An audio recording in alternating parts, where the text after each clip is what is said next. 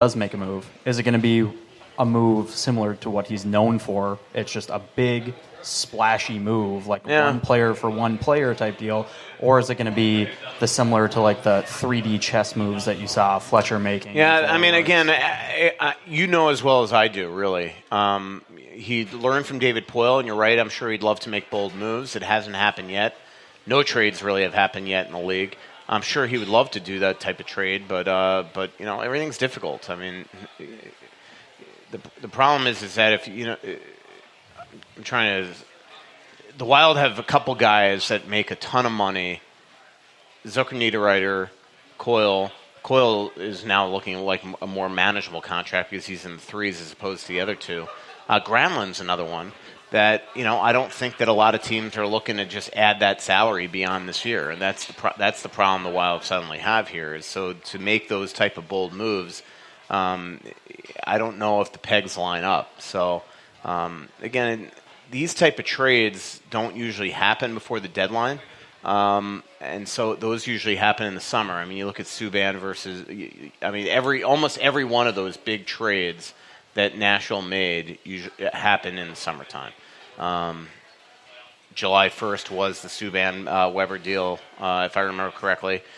So I just think that I think Wild fans probably shouldn't expect the moon here in the next little bit, but I'm more like, I hate to use the word tweaking, but we'll see.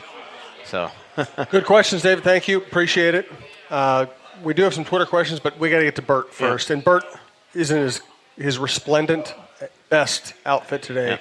Yeah. Birmingham hockey. You know, one other thing, you know, to get back to David's question, that it's hard for me to answer these because, you know, I'm learning as we go too on like I could tell you at the end of 9 years of covering Chuck Fletcher what the MO of that GM was, and so you had a good sense of everything.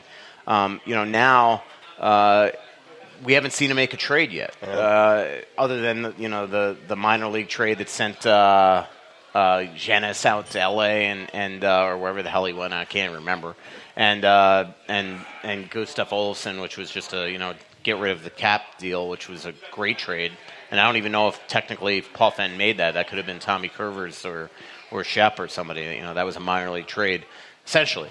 So everything right now, I have no clue. It's thrown. And if any of you have read a word, I mean, you know that Paul Fenton's not one that's going to share his inner deepest secrets. So everything right now is going to be a surprise. I remember it was the same day. I was walking to Lund's one night in 2009. Got back from Vancouver. It's like 6:30 at night, and I walked to Lund's, and boom, they make the Chuck Kobasu trade, and I didn't see that coming. You know, I remember actually writing in Vancouver that trade winds were circling and that they were trying to make a move, but at that time you just didn't know. But then all of a sudden, years go by that you're covering Chuck, and you pretty much start to figure out the way that he operates and when he would make moves and things like that. So, Bert, the legendary Chuck Kobasu. Yeah. Mikko Rantanen, right? No, not Mikko Rantanen. Mikko Letton. I thought it was just a second round. No. It was. They traded.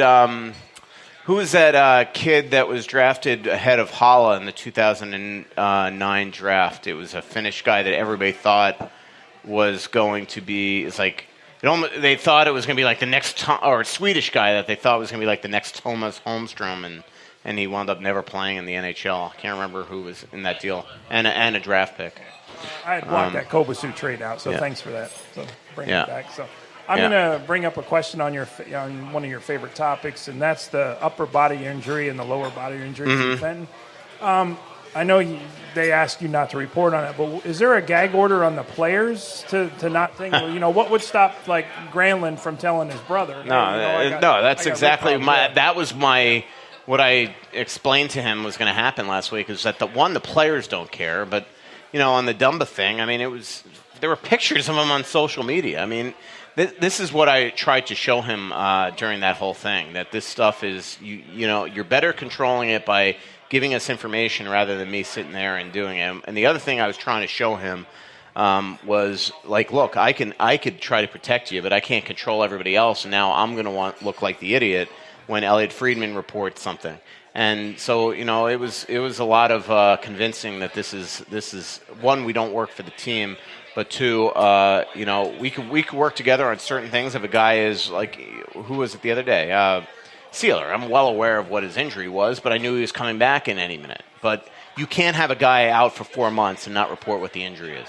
So, it finally got to the point where I let him know that, look, I'm going to report that he's got a torn pec, and so you could do it or I could do it, and we finally, and there were a lot of people inside the organization that was on our side for this one, and I think that it was finally convinced to him, especially after the surgery, that if you just come out and say, look, he's got a ruptured pec, he's not coming back anytime soon, you end the story right there. We're not going to ask for 4 months, how's Dumba. So, but it's like, look, with Dumbs, I mean, this is the second time that the Wild tried to protect an injury of him, and what was the one 3 or 4 years ago when he had the broken hand or the broken fingers, and there he was on social media trying to hide his thing. I mean, there's no way to stop this stuff from getting out. Everybody knows. The other thing with the Dumba thing is he's got agents. He works for Newport, which is, by the way, the Parisi group that I wrote about the other day. He's got 6 agents that represent 100 players in the league. You think that those players don't know? Matt Tkachuk, best friend is Luke Cunningham. You think Matt Tkachuk doesn't know? I mean, these guys all know what the injury is. This is not 1975. These guys don't come out and target. They just don't. It's a different world now. Mikko Koivu, we all know he had a sprained knee in the hamstring that I reported, which is what started this whole mess. Actually, the old Gustav Olsson, me reporting the shoulder injury is what kind of started this whole thing. The back fighting. But Mikko, the sprained knee, have we seen anybody in the last 3 weeks since Mikko sprained his knee target his knee? No.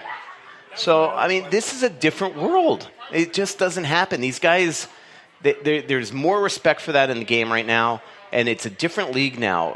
I've told this story before, but Denny Potvin tells me all the time that when he used to go to these All-Star games in the 70s and the 80s, that he would not even say a word to Bobby Clarke if he was sitting in the stall next to him. They hated each other. These guys have, in today's game, have been through two lockouts together. They do everything together during the summers. They train together. It's just a different world. Yeah, that was my issue about targeting. I was just wanting to know whether it was like the old days where, Suter with the foot, would people slash him? Have you seen that? No, not once this year. Everybody knows that he's struggling. Yeah, and I was just wondering if maybe Fenton meant targeting as more of a game strategy, like go at Suter this way. No. See, that's definitely not what he means. He's talking about going out and trying to hurt that guy. The thing. The only time you ever see anybody do anything toward an injury is if somebody's wearing a full cage. You'll always see that, go after the cage or punch him in the face or something like that. You never see, the funniest ones are like when like Granny's got the groin or the lower body right now. Like, how do you target the groin?